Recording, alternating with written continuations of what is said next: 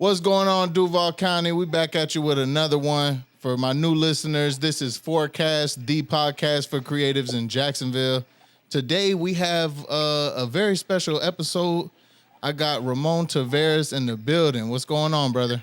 Good, man. Thank you for having me, bro. So you out there in Vegas right now, huh? Yeah, I'm out here in Vegas. I just completed a 3-week camp over there in Sacramento at Team Alpha Male. Been out there for the past 3 weeks, just working on my grappling and my wrestling. So now we in Vegas, just waiting for the time. You feel confident with the grappling that you been training with? Yeah, I've always been confident in my grappling. It's just like you can never not get better, you know. So I know my striking is up to par, and I know it's always going to be there. So I've been working on the things that I know I can get better in. Yeah, that's one thing I definitely for sure was going to be complimenting you on here is your striking, bro. Your striking, your boxing skills translate very well over into the MMA. Yeah, thank you, man. I appreciate it. But so I know you. I met you a long time ago. Yeah. I've been following you since I found out you were fighting. I want you to go ahead and introduce yourself to the people and tell them about yourself. My name is Ramon Taveras. I've been raised in Duval my whole life. Fucking started fighting when I was 20 years old. I'm 29 now, and I've been at it for a long time, and I finally getting my shot at the UFC. Yes, sir. Okay, so I know what's going on, but why are you in Vegas right now? So right now I'm about to get on this show for the second time called Dana White's Contender Series. It's a show that ran by the president of the UFC, Dana White. He usually lets talent from all over the world come on that show and fight to earn a contract for the UFC. What's the process of getting on that show? Is it a connection with your trainers, or how did you get put on? So really, man, it's just they find you. You know, it's like football. They got scouts and stuff like that watch or pull you. I guess that's how it happens. But if you got talent and you got a good record and you're doing what you're supposed to do, they'll come out and find you. So they ended up finding me.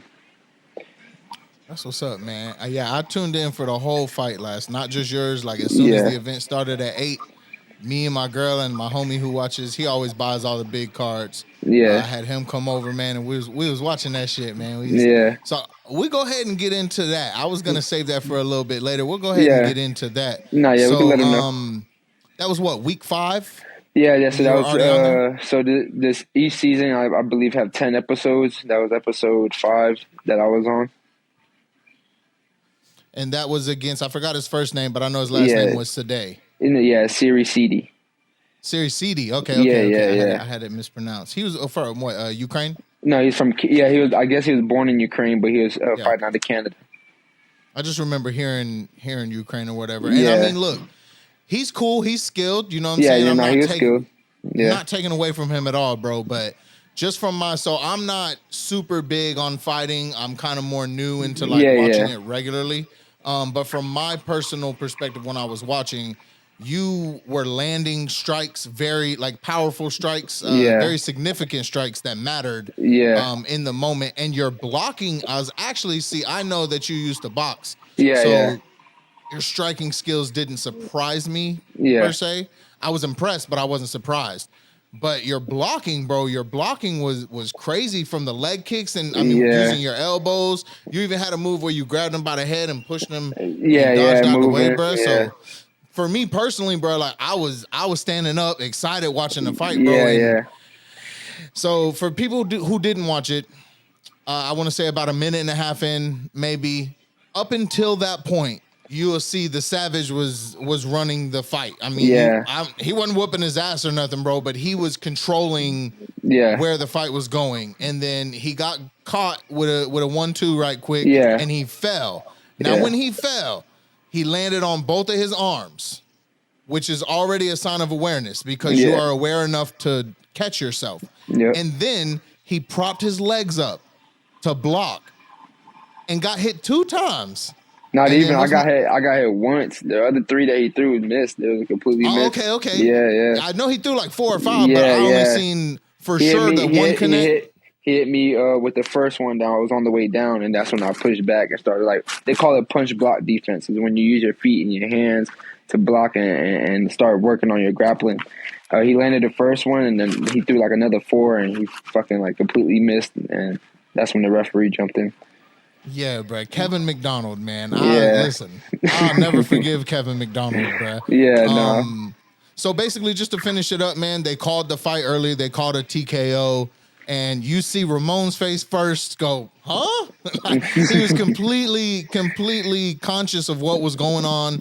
But then they turned to Dana, and Dana White. This what Dana White did. Yeah. Instantly, bro. And then they cut back to him, and then he looked at the camera. Hey, this him. He like you. Shaking his head. When you got, like you say, he's the president of the UFC. When you got the president, and it's his contender series, like he decided to do this. When you got him looking at it like, bro, that was a bad call. Like, I already knew like something had to be done. We needed retribution for what happened. But I want to just step back. How did you feel going into that fight? Because I know you've done Combat Night. Yeah, you've had some impressive. My favorite was that you got a long ass chin.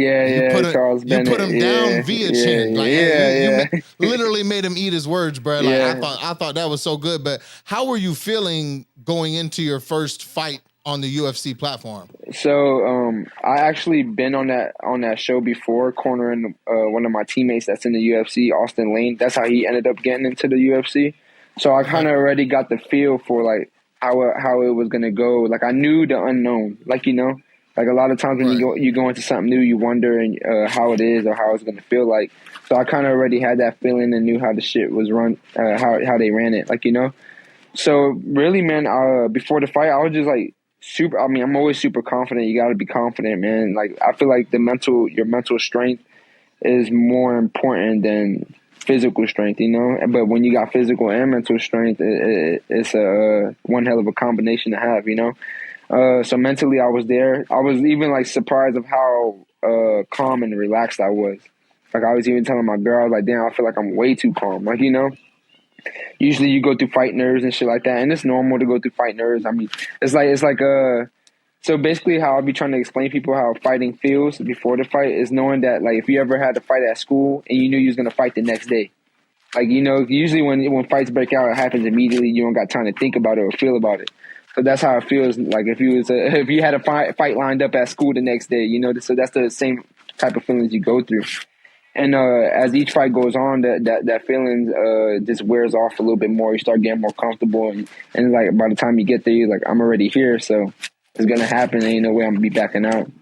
But anyway, I was chilling back there. I was real relaxed. I was real confident, and it's crazy, man, because I'll be chilling in the back, and then as soon as I walk out, man, it's like a light switch that flicks on, and a whole different person comes out, and it's like it's time to go to war. So I was confident, and I was really like, I already knew that fight was going to be won by me. Every time I go into a fight, I know I'm going to win. I'm very confident in my ability, so I was just very confident coming into that fight. Yeah, I seen the confidence personally, man. Yeah, like, for sure, bro. You felt like you were supposed to be there. Yeah, like, yeah, exactly what it felt like. That's exactly what it felt like. Yeah, I felt like I could see your aura, bro. Like it was your mission. So, like, speaking of mission, do you feel like this was God's plan for you to come back? Yeah. So God makes no mistakes, man. You know, I live by this quote that I heard from one of my strength and conditioning coaches over there at Black Hive. He told me one time, he said, "What's delayed is not to be denied," and God let me know I'm not to be denied. You know, I'm the first fighter ever that fought on the Contender Series that's getting a second shot immediately on the same season.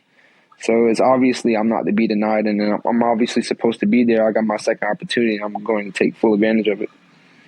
Yeah, I was gonna ask that because I wasn't sure if you were the first one. Yeah, I was talking to, as you know, me and Reek. Yeah, my cousin. We're tight, so I called him after the fight because I didn't want to bother you. I was like, Ramon don't want to talk to me right now, but dog, I know he want to have his time to go through the motion and stuff. But I called him, and what was your point? You was just not to be denied. About the first fighter to be on there that goes like this. Yeah. I talked to Reek, and Reek was saying, like, man, I think this is the first time that, like, Dana's ever given somebody a second shot on Contender Series. Yeah. He gave him people second opportunities before, but they'll have to wait to the following season. Like, you know, right. I'm the first one they get the opportunity on the same season. Right. When I was watching it, bro, because I was upset the whole time, all I was waiting for was them to get to the results. I mean, I still watched the other fights. The one dude at the end, he had a real nice knockout for real. And then you seen it because I ended up watching it when I got back home. That's how you're supposed to wrestle fight. You know, you let a guy go out, not always let him go out on their shield, but he gave him chances to actually fight back. You know. Unfortunately for that guy, he got like knocked the fuck out cold, you know. But he still had to fight his chance.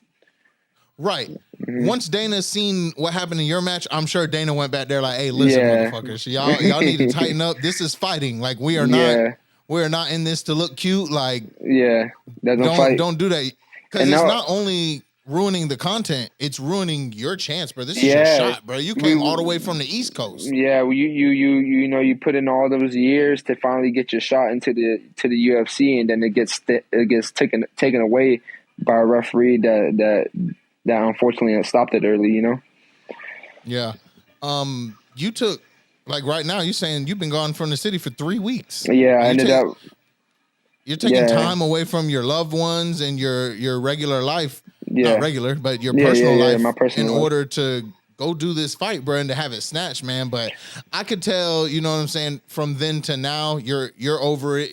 This part of the plan. Yeah. But let's say Kevin McDonald was not the referee. Let's say it was somebody like Herb. Yeah. Or what's my man? I was doing my research earlier. I had his name down. It's Jason Herzog, Jason Herzog, or something like that. I think that's his name. Where's Herb? No, my man Josh Rosenthal. Oh, okay.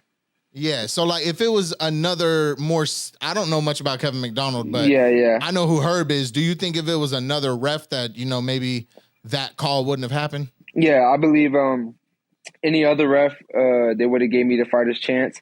And to Kevin McDonald's standpoint, you know, he was behind me. So I don't know if he couldn't see those other shots not landing, you know, and maybe he thought they were. Like, I don't know. I just don't try to, because at the end of the day, I'm a fighter. I take my losses as I take my wins, you know, 'cause I feel like that's the only way you're going to be able to better yourself, you know, become real with reality. At the end of the day, it's on my record. I'm 8-2 now. But I don't blame him. You know, I mean, I do blame. Like, I do blame. I'm pretty sure I would have blamed him more if I didn't get my second opportunity. You know, right? But everything's taken. Yeah. But thankfully, Dana White and a lot of the people who watched it all around the world, like they posted it on the UFC. I'm reading through the comments, and fucking everybody's like disappointed in that early stoppage. But I'm back, man. I'm grateful and I'm blessed to have a second opportunity, and I'm going to take full advantage of it. Yes, sir. Yeah, no, for sure. When the fights kept going after yours, the commentators were still talking about it, bro. Like all the way through the whole night. So I'm happy that you got that. Yeah, and then the crazy thing is that the fight, I know for a fact that the fight would have kept going. I would have gotten my shit back. You know what I'm saying? It's crazy because me as a fighter, and if you're a real fighter, when shit like that happens to you, you ready to fight even more than you were before. You know what I'm saying? Because you ready to get your lick back. You ready to set the record straight. And that's what was immediately going through my mind and my body. Like, as soon as that shit happened, I was like, oh, shit, I got to shake back. I'm ready to get back in the grid, like, you know, and fucking early stoppage. So if it didn't get called early, how do you think the fight would have ended? Would it went all three, or do you think No. I would have finished him. You know, I would have finished him for sure. Because and he knows that, man. He knows that. In reality, he knows. he felt the power. He felt where the fight was going. And I'm real big on energy. You know, when you in there, I feel when I'm in there, when I start beating people's asses and shit like I normally do, I could feel their energy to start leaving their body and their confidence to start leaving their body. And that's where the fight was headed for him. I felt it like deteriorating, and I felt him slowing down. And then he did what he had to do. He landed his 1-2, and I mean, it's not his fault it got called early, but I know for sure I would have finished the fight. And he probably, to be real, he probably wouldn't even got subbed. Like he does this, like me studying him, he hurt a few people all the time. His ground and pound just sucks, bro. Like, he just misses, and it's just he's all over the place and reckless. And that's exactly what he was doing. He's just swinging and missing and just being reckless. So I know I would have caught him with something. Right, and then ironically, he's bad at that, but he got a TKO. TKO, that, yeah. But look, man, that's not always good. It's not always good to catch those easy wins. It make you fall back and feel like I got my UFC contract, but really looking at it, did you earn it? No shade to bro. No shade to bro. He's got a good record, you know what I'm saying? Like, I mean, he came in there. He came in there ready to fight, you know. But I know for sure I earned his respect. Like, he know what time it is, and and I respect him too, man. He did what he had to do. It's not his fault, you know. Yeah. And you kept it classy too. Yeah, I know at the very beginning, bro, I saw you guys. Some lady came and started talking to you. Yeah, you know, it's funny you brought her up, man. Like recently, I just got not recently, over the past few years after my brother passed. I started getting real big into to God and stuff like that, and there was just something about that lady, bro. Like, I was in the back, and she was before the fights, you got to go see a doctor. She's the doctor. And she's talking to me, and she was like, hey, if anything was to happen, you just got to promise me that you'll talk to me. And I'm looking at her, I'm like, all right, I promise you. you know? And as soon as, I was ready to trip the fuck out when I was in there, and out of nowhere, she comes in there, and she's like, she grabs me, she said, you promised me. And, I don't know, I just, I was like, I got to come through with my promise and relax. She really stood out because she was just in a pink dress. Yeah. She wasn't dressed for the occasion, bro. I didn't know who. I thought that was your family member or something. No. She's the doctor, and there was just something about her that. It was like a sense of calmness that calmed me down, you know. Yeah. And I just chilled out, and then Uriah Faber, he's a UFC fucking legend, you know. Came up to me and was just like, go shake their hand and be respectful, and I just did what he did. And, I really didn't want to, but it's the right thing to do. It's not their fault, you know. 100%, bro. Mm-hmm. Now, if he was showboating or something like that, yeah. He went and, you know what I'm saying, did his shit. What did he say? Know my name, my name, or something. Yeah. He did what he did. You go through the emotions. I can only imagine how that shit feels, you know. But at the end, he showed respect too. So, yeah. So I know Dana, during the contract signings, he had said he was missing a fight or something because he was back there talking to you. Yeah. Do you care to share any of the words from y'all's conversation? Yeah. So immediately, I go to the back. It is funny though, because as soon as you lose, they kick your ass out. I was like, get the fuck out of here, you know. So I'm sitting in the back. I'm waiting for my ride, and I'm just looking at the ground. And this is how I know I'm growing, I'm maturing more mentally, because usually, I remember when I first lost, bro, my first L I took, which is kind of similar to what the fuck that happened to this one. I was crying and shit, you know, I was fucking pissed off, and then my feelings about it. Immediately, I'm in the back, and I'm like, all right, what I'm gonna do next to get back? You know, I'm already back. I'm already thinking mentally. I'm already putting myself mentally in a position to be ready to bounce back, you know. And I'm looking down, and I'm thinking, and I just hear his voice. He's like, "That was bullshit." I was like, "What, Dana White?" You know, 'cause I wasn't expecting him to come talk to me, you know. I looked up, and it was him. He said, "That was bullshit." He said, "You was looking great out there." He said, "Your hands and everything, you look beautiful out there." He was like, "That was a bullshit stop, one of the worst stoppages I've ever seen in my life." He was like, "How easy can you make the weight?" And I was like, "Right now, I can make it easy, you know. I'm right out of fighting camp." And then he was like, he said, "I'm gonna get you back on here on week 10." He was like, "So be ready to come back on week 10." So I was like, "Hell yeah, that's what's up, bro." He made, and my coach said, man, out of a bad situation, the best situation came out of it. You know, motherfucker, Dana came up and spoke to you. And you took the loss. Yeah, he came and talked to you. You definitely made the best out of what that was. And I believe if I wasn't out there putting the pressure and winning the fight as I was, he probably would have never done that. But I know he's seen something special in me, and that's the reason why he came back there. Hell yeah, bro. I want to quote him. These are exactly what he said during the contract signing. I think it's cool that you knew before the contract signing happened. Yeah. Because in my head, I was like, damn, what if bro already left? What if he already left the arena? Quote for quote, horrible ref stoppage, one of the worst ref stoppages I've ever seen.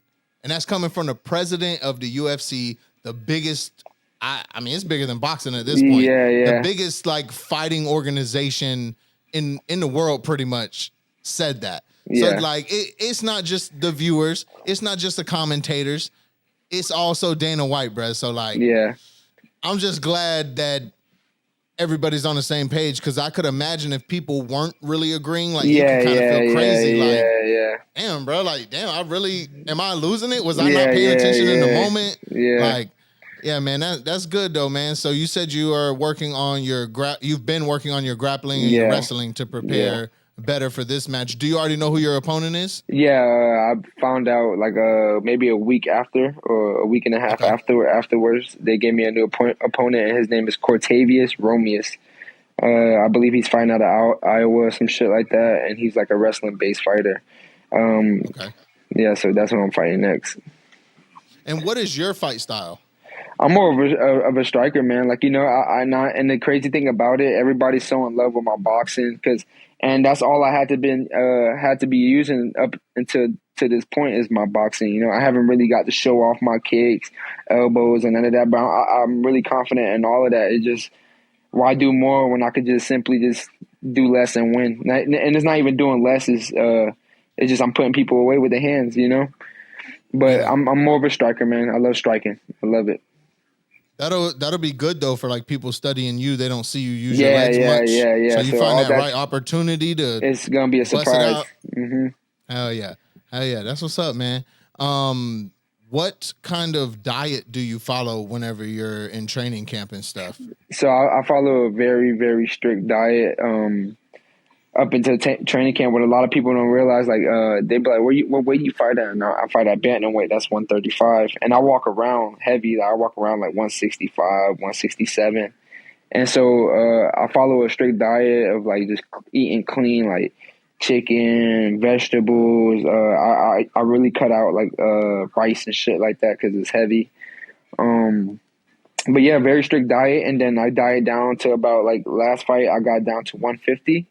And then there's this water loading trick that fighters do to cut weight and make it. And it's like the 5 days out, you drink 2 gallons all the way up until like the second day out. Then you drink a gallon of water, and you cut out the sodium too. Like, you cut out sodium, and your body, you trick your body into thinking it's releasing a lot of water because it's thinking that it's going to receive that water back. So at the last day, you cut down to like a half a gallon. And you end up sweating out and pissing out all that water, and eventually you'll make I'll make the weight class that I gotta make, and then I'll put that shit all back on. So what weight were you? Hold on, I think I got it written down. Mm-hmm. So for the last fight, you were 136. Yep, 136. They give you a pound allowance. So you are already close to where you need to be. Yeah. I'm closer to where I need to be now than I was last fight.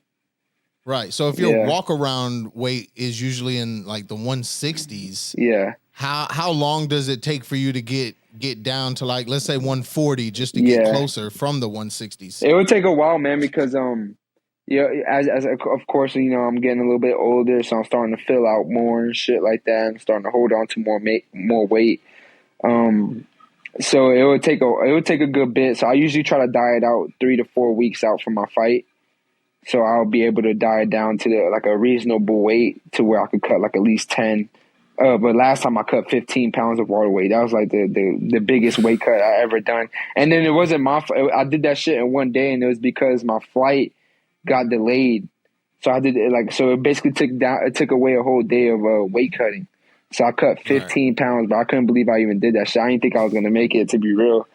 But I knew how big this opportunity was, and I made it happen, you know, even though I fucking felt like I was close to dying, you know, but I made it happen. And to be real, I think not to make no excuses or anything, I think being that I cut 15 pounds of water weight in one day had a play too of why I got knocked down in the first place, you know, because sometimes you can fuck your body up and shit like that. Or really your brain, because you really drain your body of water. Cause I ate bigger punches than that before, bro, and like, it just happened, you know, but no excuses. So just one more thing, I want to double back into the last fight.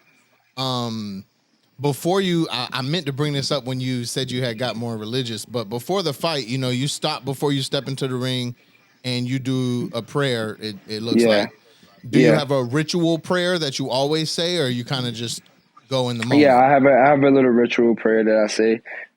Just to shorten it up, I basically pray that that God gives me what I deserve. You know, I don't even say that. I'll be like, God, it's time again. May me and I pray for my opponent too, bro, because I don't like praying to God and asking for shit. I like to earn it. Like, you know what I'm saying? Like, I don't like asking. I don't like feel like I'm begging and shit like that. You know, I'll ask him to give me what I deserve. If I deserve it, give it to me. If not, you know, may the best man win. You know what I'm saying? And I just ask that at the end of the day, because, you know, fighting is real. People lose their life to fighting, and I just ask that he just watch over me and my opponent. And at the end of the day, at the end of the result, let me and my opponent go home safely to our family. That's good, bro. That's good, bro. That boy said me and my opponent. Like, yeah. No, that's good energy for real, bro. To pray for your opposition right before you finna get in the ring, bro. Because I know what type of power I possess, and I know how I get when I'm in there, man. Like I'm in there to hurt people, you know. And I mean, I go in there to like basically kill, bro. And I'll feel bad if like something was to happen to my opponent, because at the end of the day, we both fighting for a reason, and we don't really have to. But I know most of the time, a lot of people are fighting to change their life, you know. Yeah. I will tell you as a viewer, I want to see somebody get laid the fuck out. And that's the goal. Every time I'm in there, is to hurt, you know. But at the end of the day, I just don't want nobody not to go home, you know. Right. I forgot what I watched a boxing fight the other day. I'm telling you, I'm not super into it was the I think the Mexican dude. He real big. He Canelo. Just fought. Yeah, Canelo. Yeah. I watched Canelo fight, bro. I was so mad, bro. I watched every round, bro. Like nobody even hit the ground, but I think one time. Yeah, one time, yeah. I'm like, but that's what happened. It happens sometimes, man. You gotta respect it. It's just two talented fighters.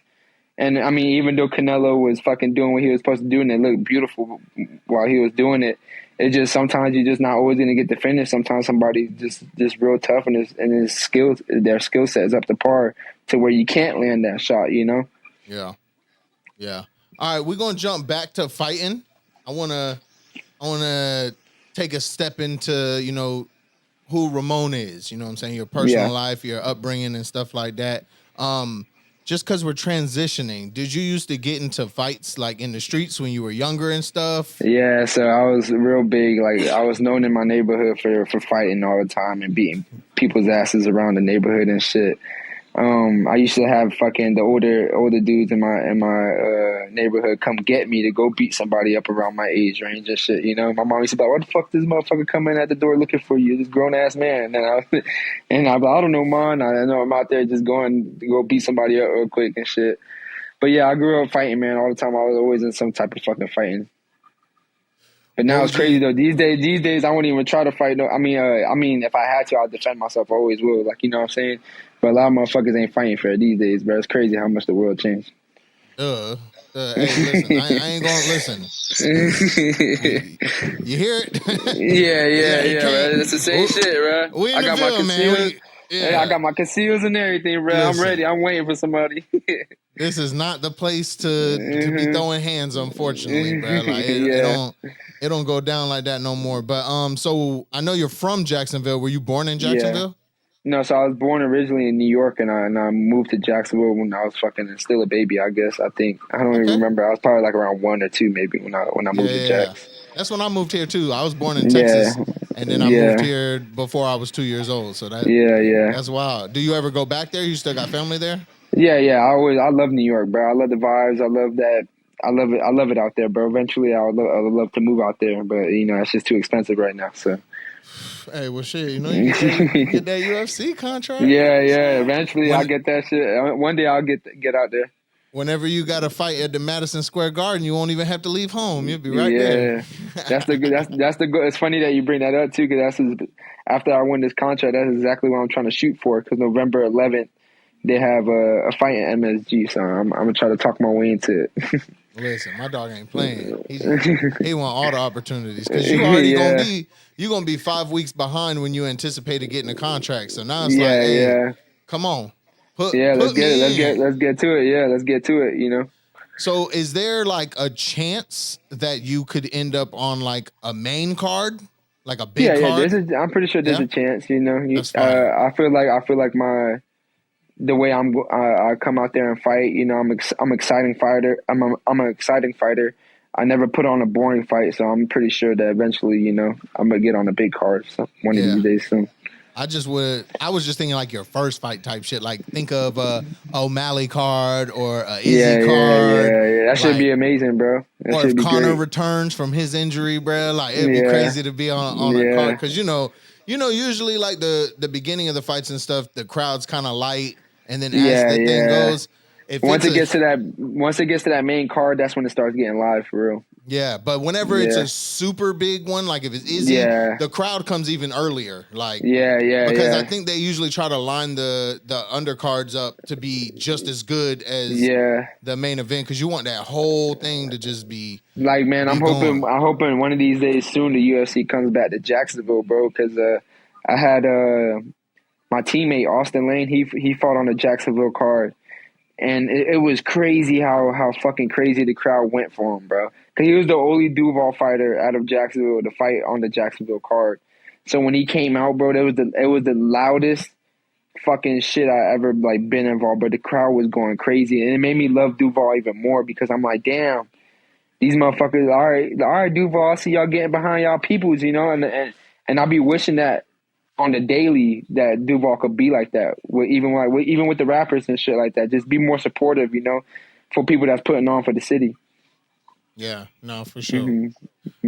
So you grew up in Caravan. For people that don't know, that's on the south side of Jacksonville. Basically, I'm pretty sure that's Sin City. That's included in Sin City. Yeah. It's basically about the same area. So just by the name, for those watching that are unfamiliar with Jacksonville, Sin City should tell you already, you know what I'm saying, that's not going to be the best area. You know, I know a lot of people from 1800 over there. Tell people about what it's like in there because a lot of people, especially on the south side of Jacksonville, like it looks so suburban and they don't realize that there's some underprivileged like areas on the south side. Yeah. So the south side area, you know, it's nothing like the north side or like the other places in Jacksonville sometimes, but where the area I'm from on the south side, especially at that time of me growing up, it was the hood. Like, you know what I'm saying? Right now, Caravan, I still love Caravan. I still got love for my hood. I still got love for the people I grew up with. But right now, Caravan ain't what it used to be, thankfully. You know what I'm saying? It's not like how it really used to be. Yeah, it's not really how it used to be when I was growing up. But it was a bad area on the south side for the time being when I was raised in there. Were you living out there when they had found the body in the lighthouse? Yeah. Yeah, see.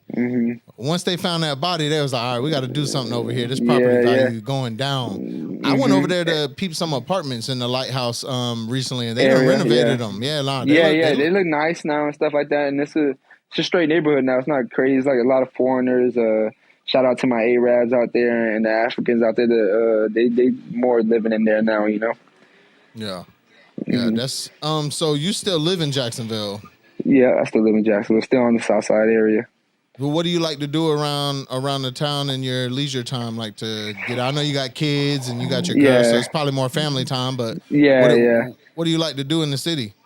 Man, really, it's so the city like we ain't really got shit to do. Like, you know, if I pop out, I might go to a club here and there or some shit with my girl or something like that. But for the most time, you know, I've been more of a family guy, man. I just started, like, as I get older, I realize how important and how short life could be, man. So I try to take advantage of time like that with my family and shit, bro. I'd rather fucking stay in the house and do something at my crib with my family than go out these days, you know?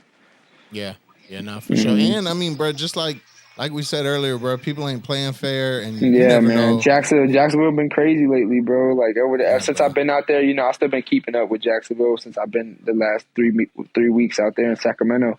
Fucking 2 little kids died last week? Fucking babies, bro. Like, it's just crazy, man.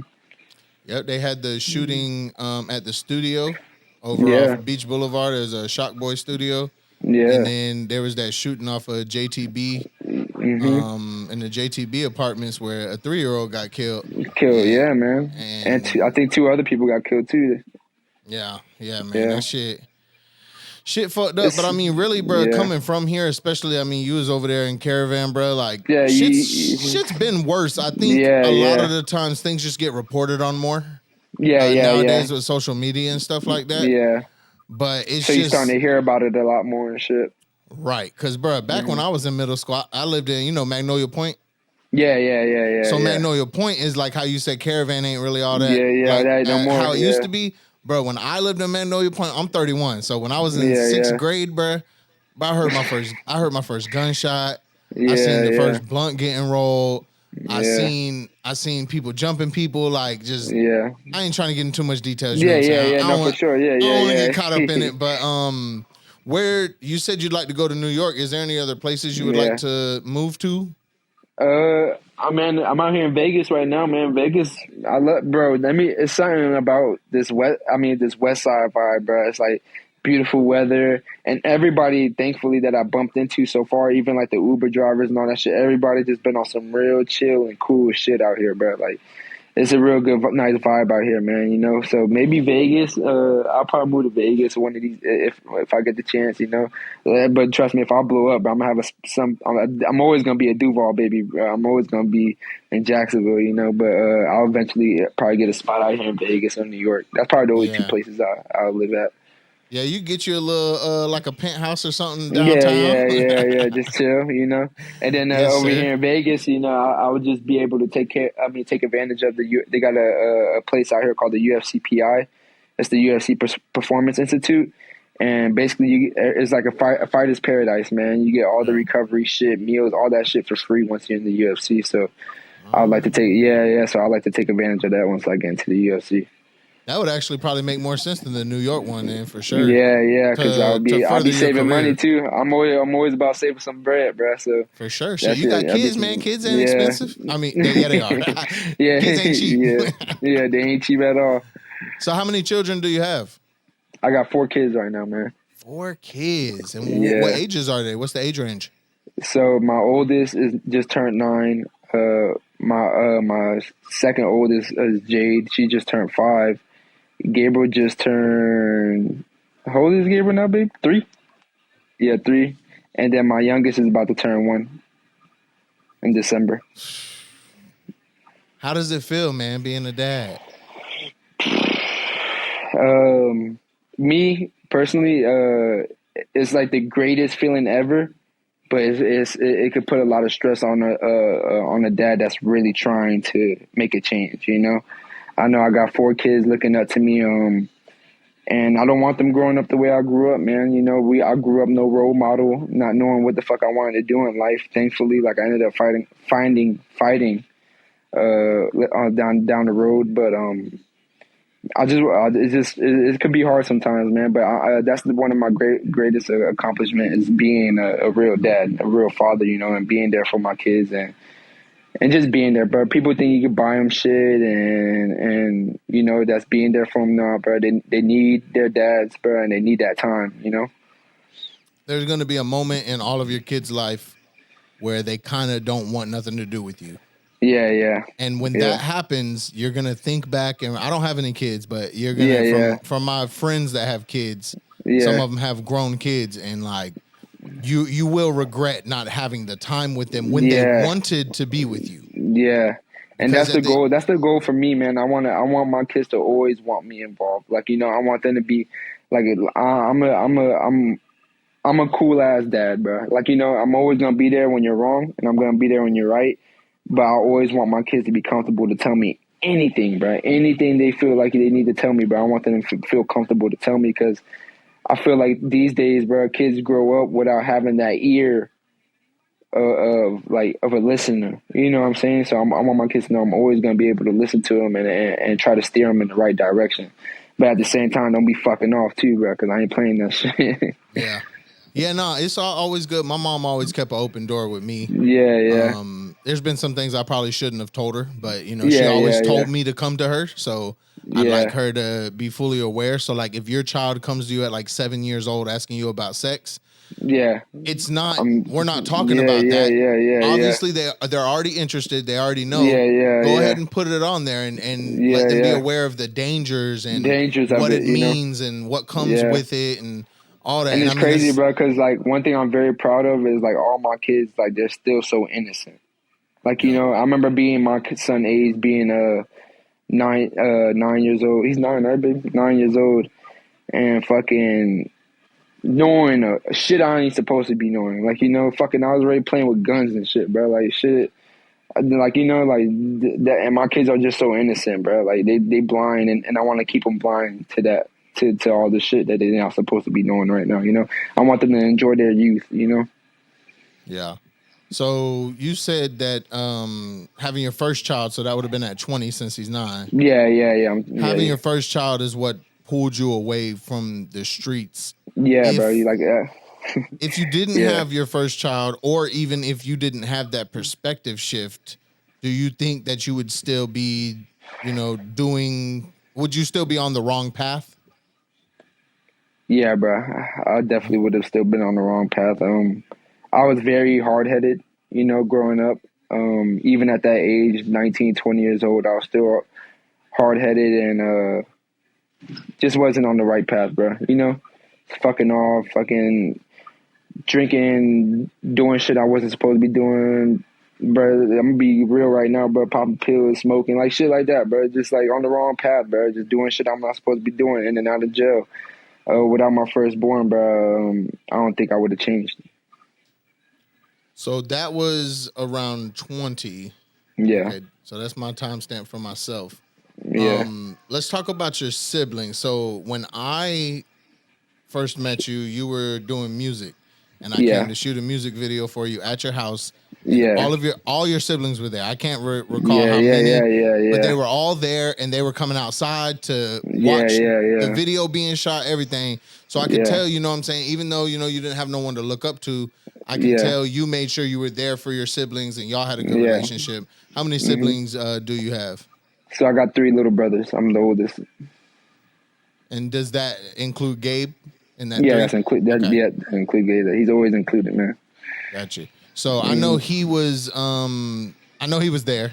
When we did the video, he was in the video. Yeah, he's in the video too. Yeah. So, I remember they were shooting ball or something outside. I remember, bro. I remember that, bro, because I didn't. The video's still up too, bro. That shit's funny as hell. It is, but it's not under your name or nothing, so I don't think anybody will ever find it. But if you ever want me to take it down, I can definitely take it down. No, keep it up, bro, because I know eventually down the road, bro, it's gonna pop out somehow when I blow up, and it's just gonna be funny as fuck, you know. It'll be good viral content, shit. Yeah, for sure. So, I want to get into it. I don't want to, you know, make things too emotional and stuff, but I wanted to get into Gabe. How long has it been since Gabe passed? He passed away in 2019. It's coming up on 4 years. Yeah. So coming up on 4 years. So about 5 years after you had your kid, how did losing Gabe even more strongly, like, I'm trying to figure out how to word it. How did losing Gabe, like, change your views on life? Even though you already had a shift, how did it shift it even more? I'm not going to lie. Like, when he first passed away, I fell back into that place, bro. You know what I'm saying? I got back into that demon mode, that pushing everybody. I pushed my whole family away, bro. You know, I pushed my whole family away. Ended up just being by myself, bro. Like, at the time, I was with my BM, bro. Left her ass, you know what I'm saying? And just started doing me, and but I was just lost, bro. Like, you know, just going through it, you know, and a lot of people don't got the answers to grieving. You know, everybody grieve in their own way, and that was my way of grieving, bro. Like, I just had to be by myself, and I was out. But to be real, I don't even know how I kept fighting, bro. I don't even know how I kept fighting. I just knew that my brother would be disappointed in me if I didn't keep fighting. You know, and thankfully, and thankfully, my coach is basically like a father figure to me, man. Was there for me, you know, making sure I was coming to the gym, picking me up on the days I had excuses of not going, like, you know, pick my ass off my couch. And the crazy thing about it is, like, now, like, I don't care about, like, I'm a real big drinking guy. Like, I love drinking and shit now, but I've been chill on that shit, bro. Like, I haven't really been caring about drinking, which is good. And But back then, I was literally drinking 2 weeks away from my fight, a week away from my fight. I was still drinking, even though I was but I was tripping, bro. Like, you know what I'm saying? Just like, Yeah. and thank God, bro, I kept winning somehow. But I just that will in me was bigger than anything, you know. Yeah. Well, hey, it's good that you learned that you shouldn't be doing that Yeah, early on instead of yeah, getting in the UFC and being like, man, I'm here now, and then turning up at that yeah. point. At that point, you And know, and yeah, then everything happens for a reason, bro. You know, God got a weird way of making shit happen. You know, if I would have been in the UFC then, I wouldn't have been mature enough for the shit. You know, I would have been fucking wilding out on some McGregor shit or something, like, you know. But everything happens for a reason, bro. And thankfully, you know, I bumped into my wife, and meeting somebody that cared for you, that really honestly cared for me at my darkest time, and was being there for me, helped me relax and put all that shit behind me. And don't get me wrong, bro, I still go through depression. I still have my little episodes here and there, but it's not how it used to be, man. I'm grateful for that, you know. yeah. So you said wife, y'all are married?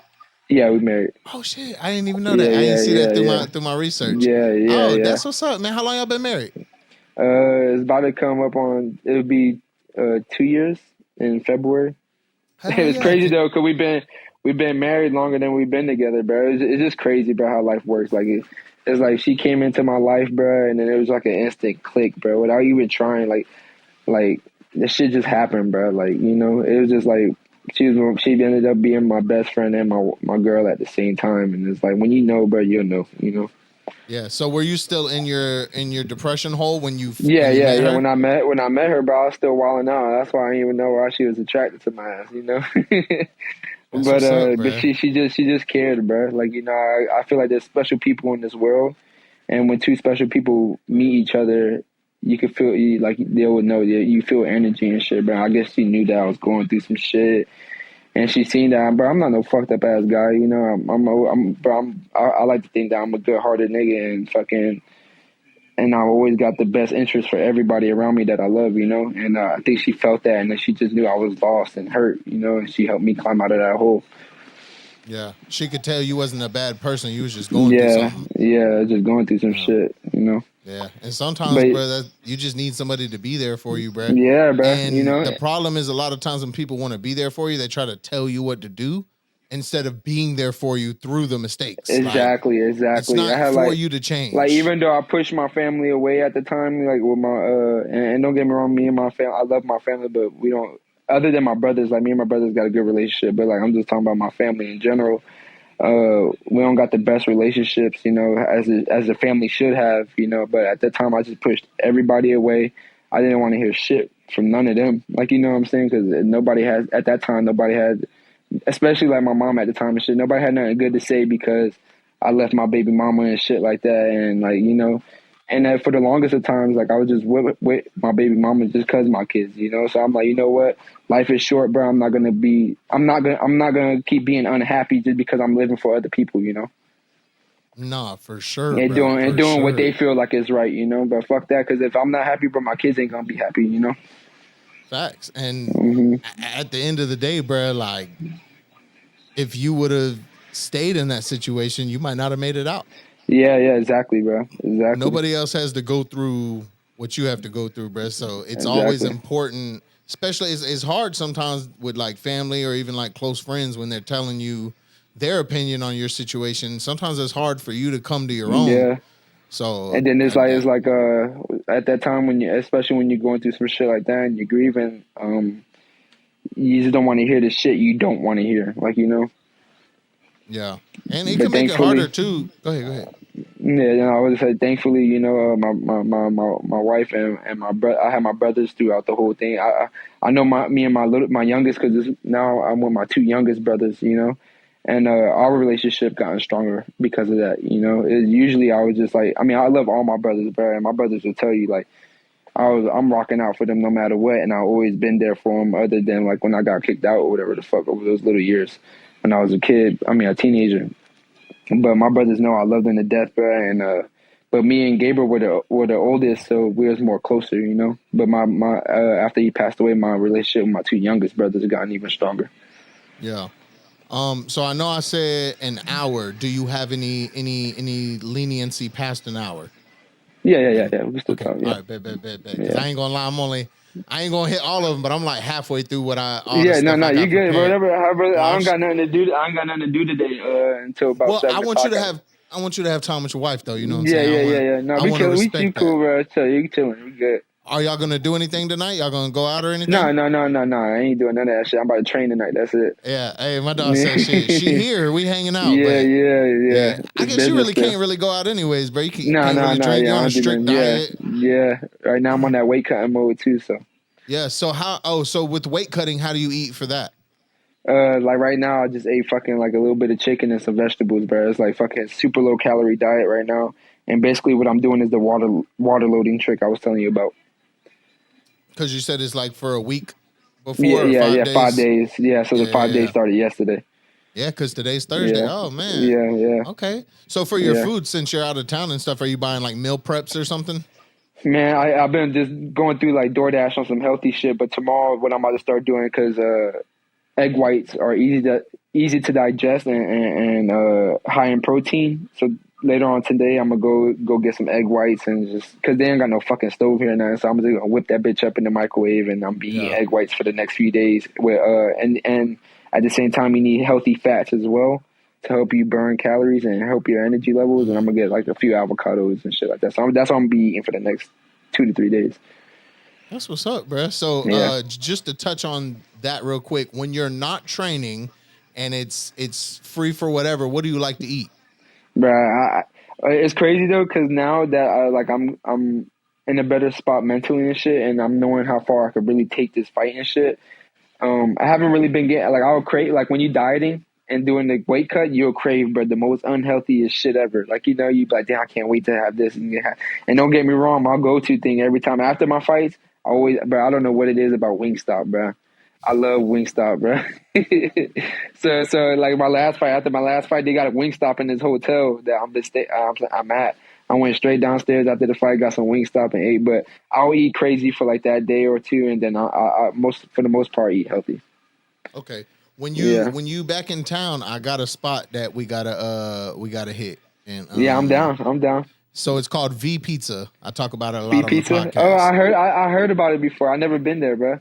Now listen, skip the pizza because like you said, you even when you're not training, you kind of start to No. I'm down for some pizza though too. Like because I have days where like it's just not I'm not eating crazy like I used to. It's like every day I was eating not healthy. Like bro, I don't even eat fast food no more, bro. Like I don't trust that shit. Like but listen, for the fast food expensive as fuck now too, bro. That bro, shit ain't even cheap no more. Bro, food in general, bro, is expensive, bro. It's fucking crazy. But the V Pizza though, the reason I'm saying V Pizza, they have what I would say is the best wings in the city. For real? Their wings, they cook them in the pizza oven, so they're roasted, they're not fried. And then the toppings that they put in them is just olive oil, rosemary, garlic, onion. That type of basic shit. But then on top of them, they put caramelized red onions. Oh. So this is actually a healthy meal. Like you could probably eat this while training type shit because it's like Whole Foods. I gotta put you on there, bro. Right. We definitely hit that shit up. Because listen, I'm a big pasta dude too. So they got pasta down. I'm really with it. I think they got some pasta. I've had like a mac and cheese pizza from them before. It was cool. Yeah. But pasta, I'm gonna tell you right now, Catuo's. Catuo's? So they're in Nacatee, but they're also on San Pablo and Beach. Okay. Where it's a neighborhood Walmart now. Oh yeah. I know you're talking about in that plaza. Yeah. Listen, they make all their pasta from scratch. Sometimes they do like an oxtail ragu. Is it the one right next door to Walmart?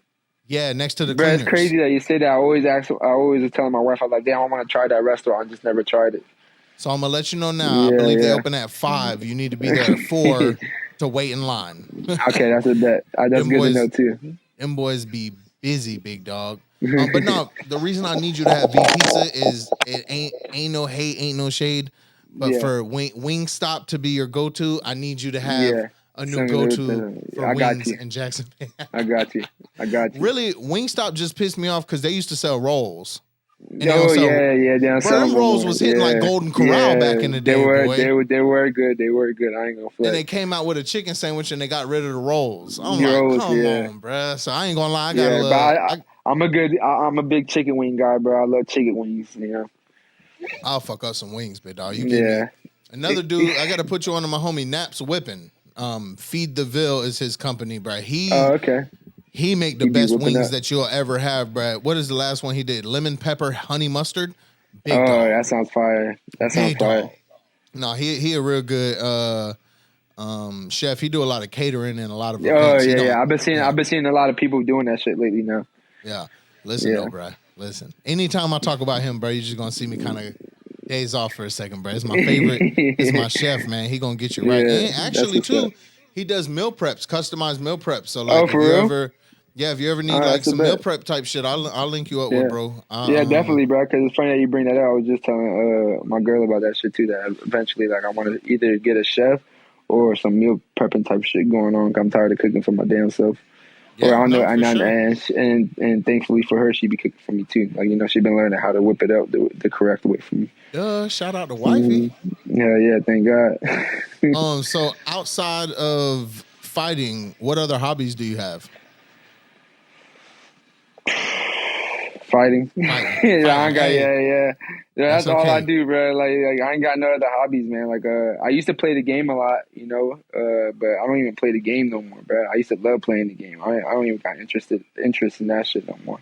What about that? But don't get me wrong though. Like I when that new GTA come out, I'm gonna hop back on it and shit. But what about that new UFC? Oh yeah, I'm gonna give that shit a try too.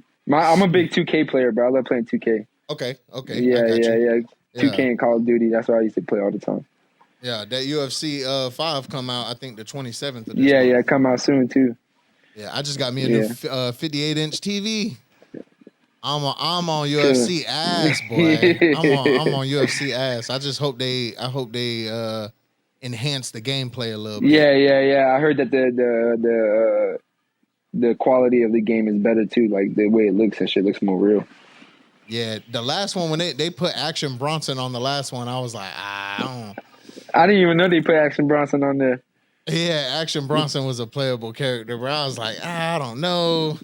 Action Bronson done got fit, but I don't know about him being fighting. Fighting iron, yeah. Yeah, and I think they put Muhammad Ali on there. I'm like, huh? Yeah, they got Muhammad on there. I think this one they even got Tyson Fury on there now. Yeah. So what kind of music do you listen to? Man, I'm over the years I've been having like a big year for music. I mean, I always my go-to is always hip hop, you know, rap and shit like that. But lately, bro, I've been fucking with some R&B and opening my ears into some little other shit and stuff like that. But my go-to is always gonna be rap, bro, hip hop. What's your go-to like training music when you're in like demon mode? Oh yeah, it's definitely hip hop, bro. I got like a little playlist on my phone that says Fight Time, and it's just got all my hits on there that I like. Tell me some artists from that playlist. I got of course you can never go wrong with Drake. I got Pooh Shiesty, fucking everybody, bro. 42 Doug. You got any Gates in there? Kevin Gates? I really don't like Kevin Gates like that, bro. Okay. Yeah, he got a couple songs. There's this one song. No, he got a few songs that go hard as fuck, but it's like I really don't listen to Kevin Gates. Yeah, it's a song called Push It. Push It. And, another song we talking about. Listen, when I'm in the gym, that Push It get me going for real, bro. What song I've been listening to a lot lately? There's it's been real slow with the music. I feel like with hits, but lately I've been listening to a lot of ESTG. Oh, and one song I wasn't fucking with a while ago, but now that I've been fucking with it, is that Bread and Butter by Gunna. Even going though his little ass about that bread and butter. That song go hard, right? Go cat. Yeah. That Gunna situation kind of sticky, especially like you've been in the streets. I've been in the streets. Like it's like damn. But for me, at the end of the day, because I'm a musician, I'm always gonna like good music. I can still enjoy it. Like, but I yeah. ain't gonna lie, you won't catch me bumping it. Like, I won't have Yeah, it turned yeah, up yeah, loud. yeah. But sometimes, I'll step in, and just as a musician, I Yeah, like to go in and just see what they're doing. And personally, yeah, I think that might have been Gunna's possibly his best album. It didn't have yeah, the most yeah, yeah, bangers, but yeah. he But it was was a good rapping on ass there for album. real. Yeah, Yeah, yeah. yeah, I got to give it to him, I man. hate that he got into that situation, but whatever, it's good music. Yeah, I don't know, man, because I want to say like, oh, we wait to see what Thug has to say about it, but Yeah, at the yeah, end of the day, you still told. yeah, Like you still yeah. said, I know You that can't go back from that shit. You can't come back right. from that Like shit. what the judge said. Do you recognize that YSL is a gang? Yes, ma'am. Yes, Like just that played, off bro. rip. Like Played. Yeah, you just yeah. played. All right. So you said that you stepped into Bulldog at 15. Yeah, Bulldog Boxing. That's the gym I'm currently fighting out of, and I've been fighting with them ever since I was 15 years old. And what brought you there? Did you meet somebody outside that recommended it? So, excuse me. So I was at the time I was playing Pop Warner football. I was playing for Pine Forest over there on Emerson. I was playing football. I was fucking really good at football. At that time I wanted to be a football player.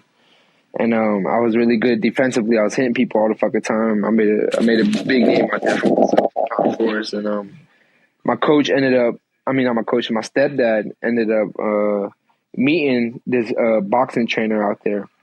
And I remember my last season of football, my stepdad came up to me. He was like, I'm gonna be real with you, Fat. And I was like, Fat is my nickname. He was like, I'm gonna be real with you, Fat. And I was like, what's up? He was like, I don't think you're gonna get any bigger, dog. And he's like, I'm not saying you can't play football or you can't do it. He said, I believe that you can. He was like, but he said, what do you think about doing something else? And I was like what? And then he was like, boxing. And then I was like, all right. And at the time I was getting into a lot of fights and shit, so I was like, I'll give it a try. And he took me to this one gym at first, and I actually forgot the name of it. He took me to a gym, and I went there for a few weeks, and I ended up sparring. And once I did my first sparring session, that's when I realized I love fighting. Like, I was like, damn, that shit was fun as fuck. More. And the thing about, shout out to everybody in Pine Forest, all my guys out there. I was just tired of losing, bro. We were steady losing in Pine Forest, bro. So I was tired of losing, And a lot of the kids on the team wasn't taking that serious as I was, because I like winning. So, and that's one thing I fell in love about fighting is like, win or lose, you can't blame nobody else. It's about you, And I knew myself I'm gonna do anything that I can to win. So I ended up going there, and then somehow my stepdad ended up meeting my coach Matthew Vaughn at a strip club. And it's weird. It's crazy how it works. He met him at a strip club. They was chopping it up, and he was telling my coach, like, yo, I got this little kid, bro. He's beating everybody up in the neighborhood, this and that. And they ended up becoming cool. Listen how God works, though. My stepdad ended up losing his number, right? And one day my stepdad just driving around. I forgot what my stepdad was doing, but he was driving and he seen the sign that said boxing with a number on it. He ends up calling and whatever. He's like, yo, I got my son. I'm going to try to bring him in or whatever. He's like, yeah, bring him in. Remind you, they don't know that it's the same people that they met at the strip club. Yeah. So we go to the gym and it ends up being my coach. And they're like, oh, shit, you the guy from the strip club? He's like, yeah, this is my son. That's the one I was telling you about. Long story short, bro, same thing. My fucking coach had me on the bag doing the basics forever, bro. For like the first month or two, I'm just on the bag, just doing basic jabs and right hands and shit. I go up to him and I'm like, "Yo, when can I spar, bro? Like, I want to get in the ring." And at this time, Bulldog Boxing was just a boxing gym. This is before UFC blew up and shit. My coach threw me in there, bro. I think he put me in there with his younger brother or something like that. That's already been boxing and shit. And I was giving his brother the business and shit. So my coach ends up getting pissed. And my coach ended up getting pissed off. He was like, "Man, let me get in there, right?" So my coach gets in there, and my coach is in there. We sparring and shit. And I hit my coach with a body shot. Remind you, I'm 15 years old, bro, and I hurt him to the body. I mean, he didn't show it. Like, he showed it. I knew I hurt him to the body, but then after that, my coach whooped my ass, bro, like a grown-ass man. Whooped my ass because he was mad. He was hot. And then I go back home. He calls my stepdad the next day, and he was like, yeah, you got you one. And my stepdad said, I told you. And then ever since then, bro, like, we've been locked in, you know? Yeah, so that's still your coach now? Yeah, still my coach now, Matthew Varner. Damn, so you were 15, going on 15 years. Mm-hmm. But the crazy thing was, remind you, I was 15 years old. I started boxing. I was still fucking up in the streets, though, bro. I was getting in trouble. Fucking police was coming to my mom's house and shit like that. And my mom gave me the boot, bro. Sent me with my dad at 16 to Georgia. And from 16 to 20, 16 to, I was basically 20. I was like 19, going on 20 when I came back to Jacksonville. And then right when I came back, but that was my mission when I came back to Duval. It was my mission to get back into fighting, and I ended up just going back to my coach. Okay, and then so did you ever boxed in a league too? No, so at 15, I was getting ready for my first boxing match, and then unfortunately it never happened. So when I got back, I ended up, at the time, it's a long story too, I ended up getting my leg ran over before I moved out to Jacksonville. When I came back, I was like, yo, I'm going to try this fighting shit out again, you know? And I was just doing it just to try it out, you know? And then I go to my coach, and then he's like, it's like, I completely grew up. He changed, you know. He used to be bigger back then, and then now he slimmed up and shit. And he's like, "Fat boy." I was like, "Yeah, it's fat boy." He's like, "Damn, wow, bro." And at the time, me and my stepdad obviously stayed in touch when I got kicked out. And he's like, "Man, I feel so bad for Matt. He keeps blowing me up about you. Like, he wants you back over here and shit like that." So that was the goal, was to continue to keep fighting. But when I came back, he was doing MMA. He was doing boxing and MMA. And then a few months later, that's when I found out I was having my firstborn, and then that's when I took fighting serious. Okay, so on the like scheduled fights, it's all been MMA for you. Yeah, no. So I took like 4 or 5 boxing matches, amateur boxing matches. I ended up winning, I think, like two tournaments or some shit like that. And then he kept bugging me about MMA. My coach was the one that started initiating MMA. He's like, "Why you don't try MMA? Why you don't try MMA?" I'm like, "Nah." I'm looking at these motherfuckers grappling each other on the ground. I'm like, "I don't think we're gonna have no sweaty ass nigga on top of me and shit sweating on me." So I'm like, "Nah, bro, nah." And then I finally gave in to him. I was like, "All right, do it one time for you." And he was like, "All right, bet." So I ended up taking a fight, like an MMA fight, like on 2 weeks' notice or some shit like that, against Stephen Kozlow.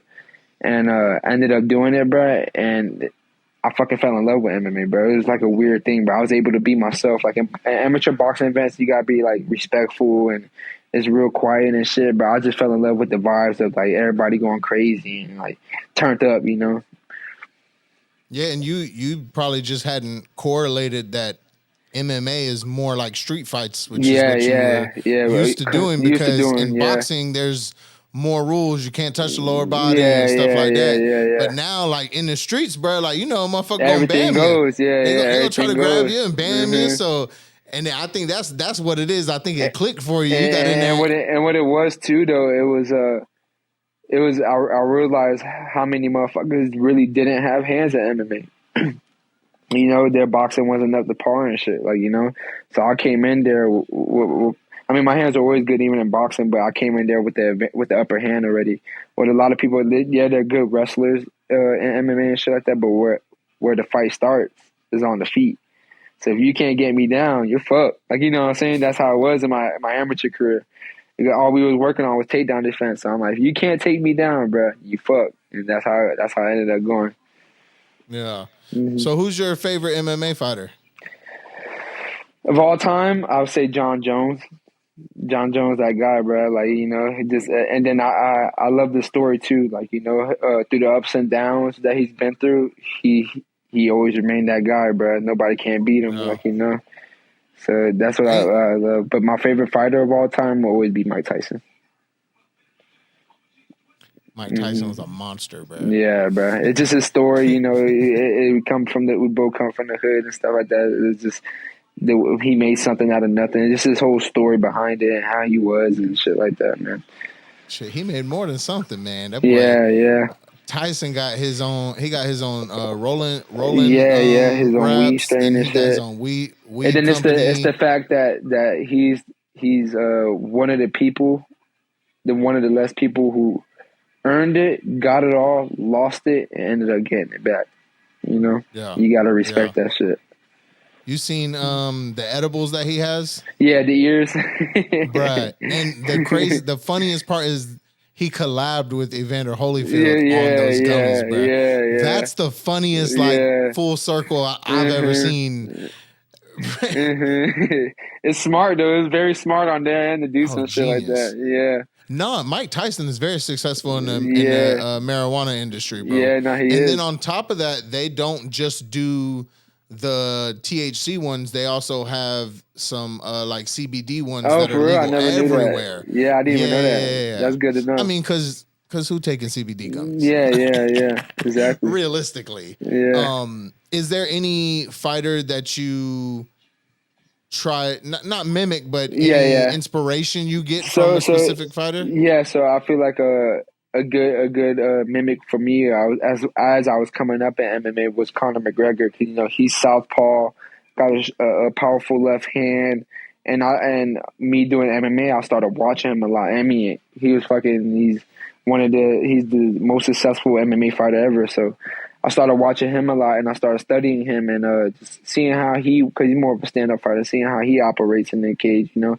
I feel like a lot of people where fighters fuck up at is they try to mimic the exact same movement and shit like that as a fighter. Me, I like to take a little bit from here and there and learn, and like that's how I learn now. Is like if something works for me, I keep it. If it doesn't work for me, I just throw it to the side, like, you know. But Conor McGregor was somebody I was watching a lot as my MMA career started progressing. All right. Do you want a rematch with what's his name again? Siri CD, yeah. I would love to get my rematch with him. You know, unfortunately for me, I think that he wouldn't accept it. You know, and one thing about me too is like, once I make it, I'm gonna keep pushing. You know, I'm not gonna beg for a rematch. If it happens, it happens. If not, I'm gonna keep pushing. Like, give me somebody better than him. Like, you know, because my goal is right now, once I get into the UFC, is to take out the fighters that they believe is going to be their next fighter in that division. Like, you know, so like right now, I got my eyes on a fight between, I forgot his first name, but his last name is Rodriguez. He just beat Raul Rosas, and Raul Rosas is a guy that they was really big on. He was 17. I mean, good thing for the kid. Like, he's 17 years old, got his first UFC contract. That's the youngest kid ever to be in the UFC. But there's real big on him, and he ended up beating him. And the Rodriguez dude is good, but then the Rodriguez dude is fighting another dude named Cameron Simon. And that Cameron Simon, so they fighting each other. So I would like to fight the winner out of both of them, or I would like to fight the winner of the Ultimate Fighter. Okay. I forgot his name too, but he fights out of Conor McGregor's gym. Huh? Brandon Colin, some shit like that. Colin, something like that. Oh, that's the wrestler, babe. Kona. Yeah, so his name's Brandon Kona. He just won the Ultimate. Look at wifey with the assists. Yeah. She be knowing, bro. She pays attention. That's good. No, that's good. That's what you want, bro. Yeah. Sure. But his name's Brian Katona, and he ended up winning the Ultimate Fighter, which is another big show ran by the UFC. So I like to take out the people that they think is good, you know. And I mean, respect to Siri CD, he is a good fighter and stuff like that. But I don't think he's on my level, and I don't even think he's on those fighters' level. And I like to, I mean, if he's down to run it back again after I get my contract, I even come to Canada if they go to Canada to run it back, you know. So for those three that you just named, at this moment, do you feel like you could stand toe to toe with them, or even beat them? Yeah. I'm very confident in myself of winning all those fights, you know. That's what's up, man. Yeah. Listen, like I said, man, I'm not the most educated in the world, bro. But when I watch, bro, like you got that dog in you, bro. Yeah, like, thank you, bro. I appreciate it. Yeah, and I gotta carry it, and I carry that dog with me, and I have to, and I feel like in order, I mean, I know that the UFC is gonna love me, bro. Like, I'm a likable guy. Like I said, I've never been in no boring fight. But I want to prove to them and prove to the world that I am worthy of being the next UFC champion, you know, and I want to take out some good fighters. Yes, sir. All right, so I just got 4 more questions for you, Yeah, bro. bro. Let's do our thing, bro. I ain't got nothing to do. Out. Do you have any superstitions when it comes to fighting? Like no sex the night before? Like, nah. I do my regular thing, bro. That dog just in you. That's all. Yeah. It just in me, bro. I don't believe in none of that shit. And then the crazy thing about it is, like, you know, like, not to get into my sexual relationship, like, I didn't even have sex with my wife the day before the fight. I ended up losing. I was like, look, it's because I didn't. Like, you know what I'm saying? Right. Hey, you had to get that up out of you. Yeah. Nah, but I the only ritual that I do have before my fights is like I just like being around family and loved ones. You know, I love feeling that energy and taking that energy in from them before I shoot out that door. You know what I'm saying, to fight.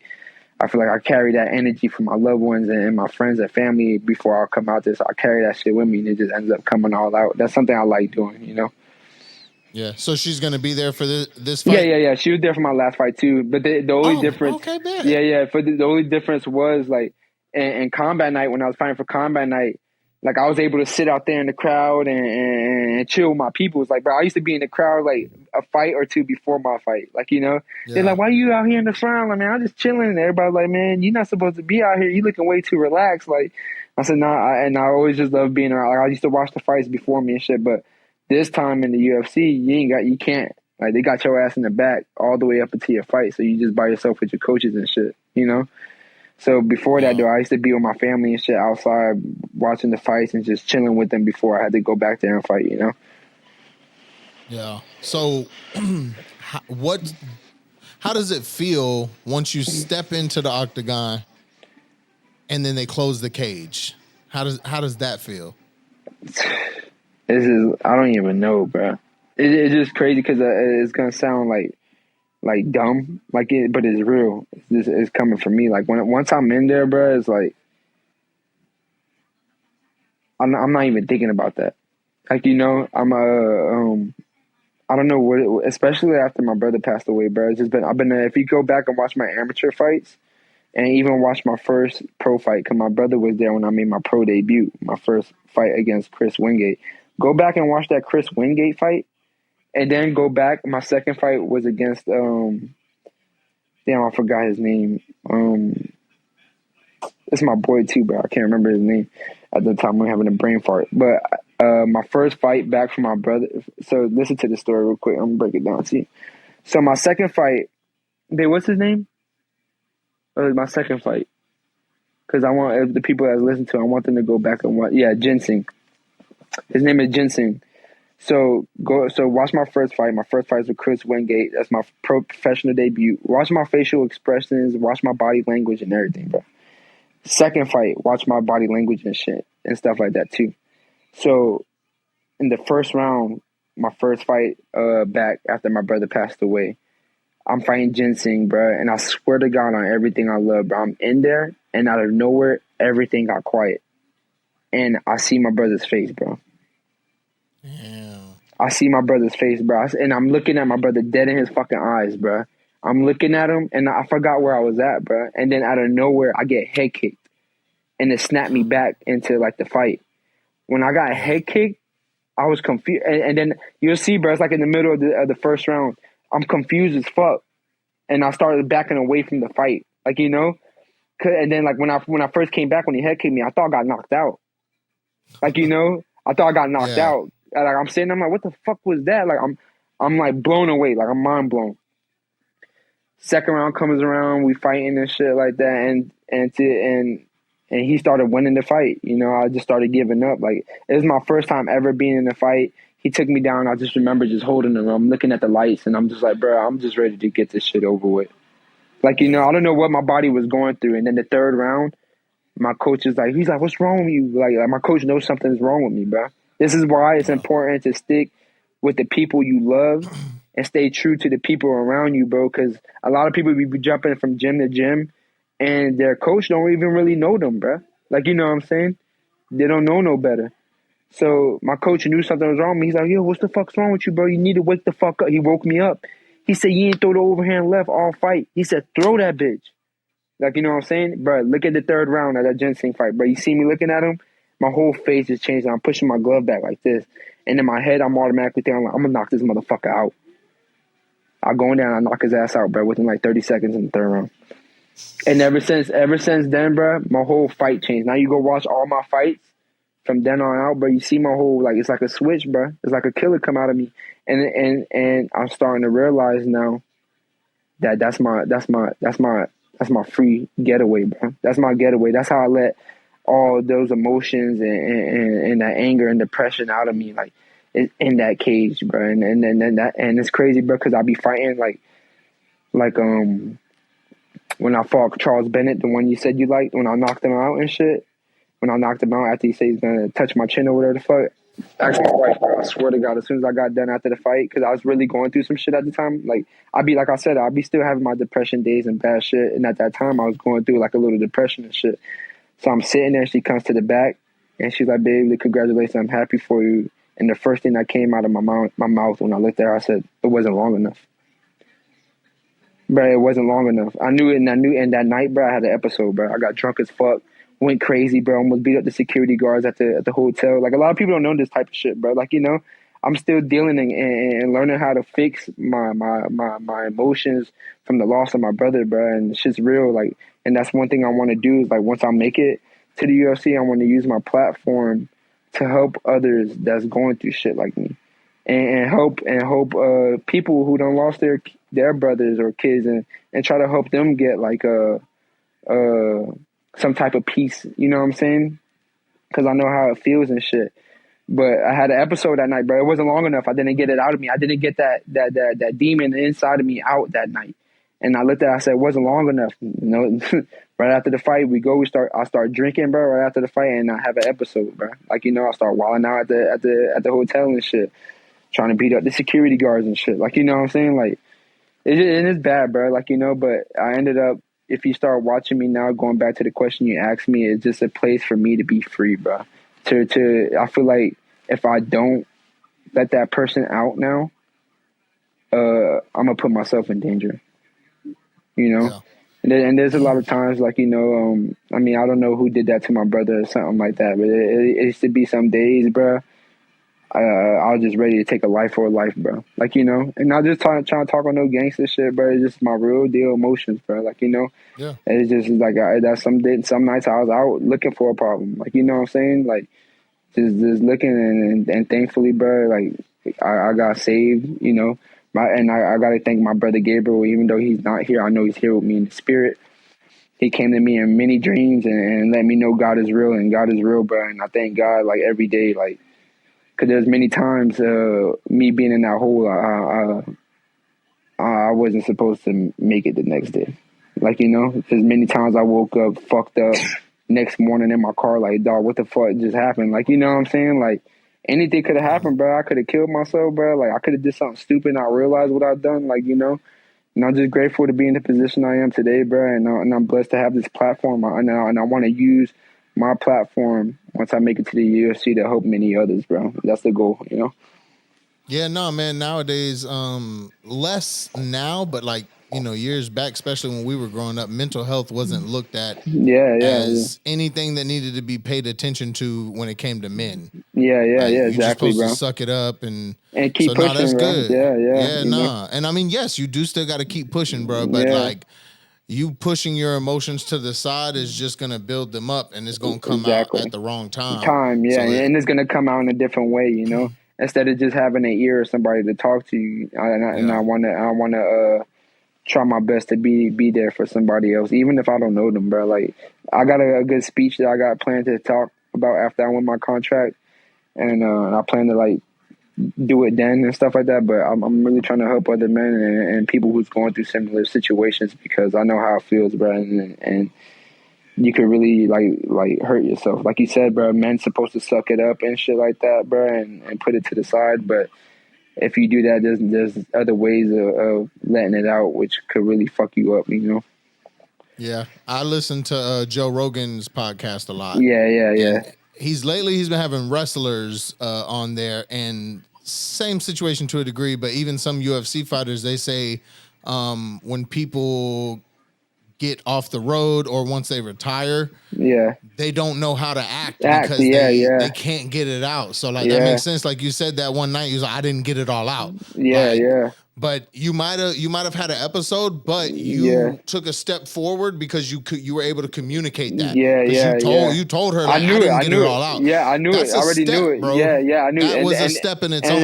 It's funny that you say that, because I didn't even realize that was a step. I just knew I started feeling it now. I knew what was coming, and I told my wife beforehand, I said it wasn't long enough.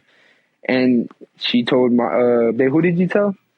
When I told you that, when I said it wasn't long enough? Didn't you tell somebody that shit in the crowd? I don't even remember. My wife ended up, she told Gerard. Gerard is this guy that we know. This video guy, ended up becoming real cool friends with him. As soon as the fight ended, she looked at Gerard and told him, she said that wasn't long enough, because she already knew what I was going through and dealing with leading up to that fight. And that was the first thing I told her. She was like, I told Gerard that it wasn't long enough for you either. And that's why it's important to have, like I said, have people who real deal love you and care about you and see that type of shit. And like, she even knew before I even told her that it wasn't long enough. Yeah. She even said, like, after the fight, she went back to the bathroom and cried because she knew. Like, she knew it, bro. Like, and like, even now she knows. Like, she could tell when something's really wrong with me, or and if one of those episodes are about to come and shit like that. But the good thing with me now is I know I don't know how to control it fully, but I know I'm like, nah, today I'm not gonna drink, bro, because I'm gonna feel that something's gonna happen. Like, you know what I'm saying? And I'll just chill now. Like, yeah, I'm able to control it. But I'm glad you said that, because I didn't even realize that was the first step of me. Like, he just said, babe, like, me saying to you that it wasn't long enough was a step of me realizing, like, I appreciate that, but I never repeat that, No, for sure, bro. I've learned a lot. Like, in my relationship, I've been with my girl for officially 5 years now. About to be 6, and on the 17th of this month, actually, it'll be 6. So, like, I've learned a lot about, like, sometimes because you haven't had the proper relationship in your life, you don't understand how communication works.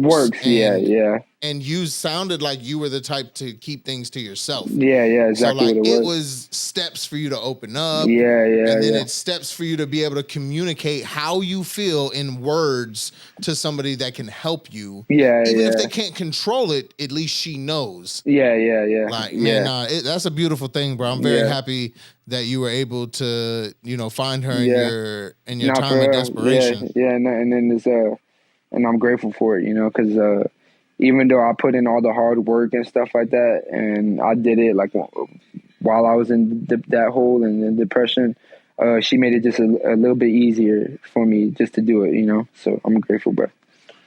That's what's up, bro.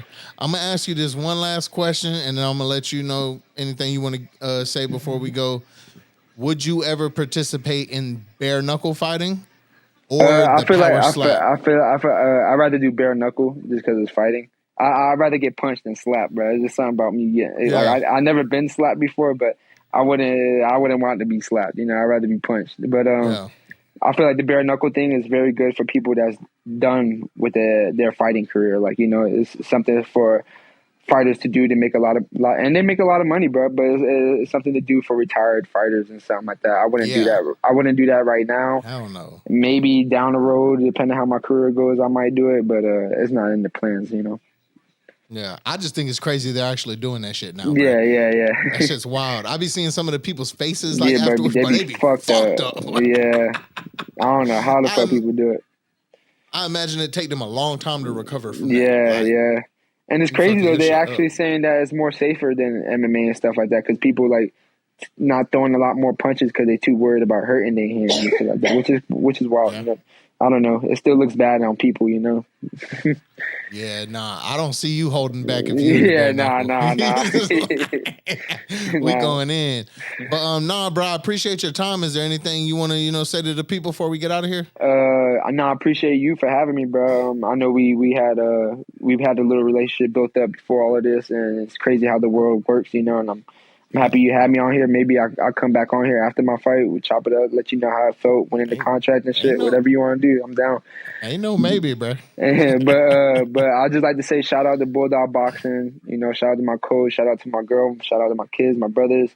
Shout out to Duval, bro. I'm trying to put on for Duval. Open up a new side of Duval. I know rapping's been real big in Duval, and I fucking love it. I'm all for it. I just want to try to open up a new door in Duval, and just like there's more. I feel like if there's more doors open in Duval, and for especially for the youth, they could go different directions if they guide it right. You know what I'm saying? And maybe they could be fighting it. Maybe they could be the next rapper. But shout out to Duval. You know, Duval raised me, and I am who I am today because of Duval. And yeah, make sure y'all tune in October 10th, 8 o'clock Eastern time, 5 o'clock Pacific time, ESPN Plus. Your boy's about to represent main event. Yes, sir. Y'all heard it right there, man. Ramon the Savage Taveras giving all the shout outs. Long live Gabe. Long live my brother, y'all make man. sure y'all tap in October 10th. When y'all see this, it's going to be October 9th. So tomorrow, Tuesday, October 10th, 8 p.m. is when the event starts. Just tune in right on there and wait for Ramon to come on there and get his redemption in Dana White's Contender Series. And that's it, man. Thank y'all for tuning in right here in Duval County, baby. Yeah, thank you, bro. Thank you for having me, man.